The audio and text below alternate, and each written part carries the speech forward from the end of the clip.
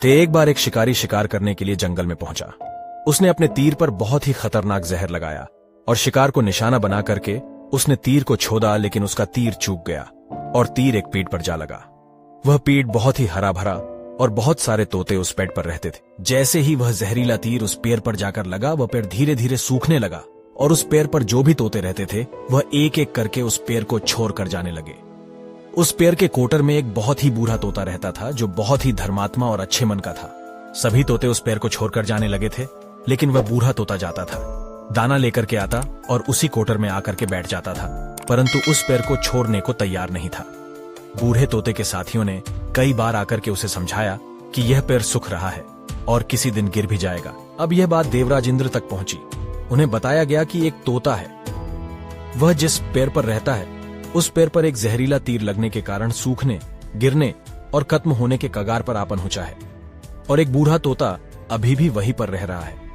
वह दाना लेकर आता है और वहीं पर रहता है, जबकि उस जंगल में बहुत सारे पेड़ है, लेकिन वह उसी पेड़ पर रह रहा है। देवराज इंद्र प्रकट हुए और उस बूढ़े तोते से कहने लगे कि आप बहुत धर्मात्मा है, बहुत ही अच्छे मन के हैं, लेकिन आप इस पेड़ को छोड़कर किसी और पेड़ पर चले जाइए, क्योंकि यह पेड़ कुछ ही दिनों में गिर जाएगा।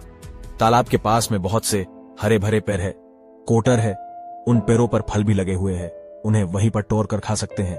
तोता बोला, माफ कीजिएगा, इस पेड़ ने मुझे जीवन दिया है, शिकारियों से मेरी रक्षा की है, हर मौसम में मेरे साथ रहा है, ये कोटर मेरा घर है, यहाँ मैं पला बढ़ा हूँ, इस पेड़ को मैं छोड़कर कैसे जा सकता हूँ?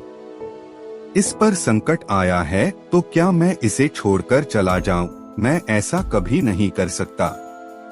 देवराज इंद्र तोते के इस बात से बहुत ही प्रसन्न हुए। उन्होंने तोते से कहा, मैं आपके इस बात से बहुत ही खुश हूँ, मांगो जो आपको मांगना हो।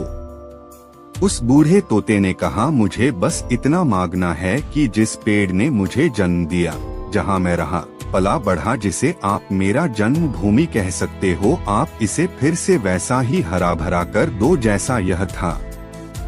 देवराज इंद्र ने अमृत से उस पेड़ को सिंच दिया और पहले की तरह हरा भरा कर दिया। अब वापस से उस पेड़ पर आकर के बाकी तोते रहने लगे। वह बूढ़ा तोता कुछ समय तक और जिंदा रहा, फिर उसकी मृत्यु हो गई और वह स्वर्ग में चला गया। यह कहानी हमें सिखाती ये है कि जब भी किसी इंसान का बुरा दौर आता है तो इमोशनली वह टूटा हुआ होता है, उसे किसी के सहारे की जरूरत होती है। अगर आप ऐसे समय में उसे छोड़कर चले जाएंगे, उससे मुंह मोड़ लेंगे, तो आपसे बुरा कोई नहीं है, क्योंकि आप किसी के सुख का साथी बने या ना बने, लेकिन आपको हमेशा किसी के दुख का साथी जरूर बनना चाहिए।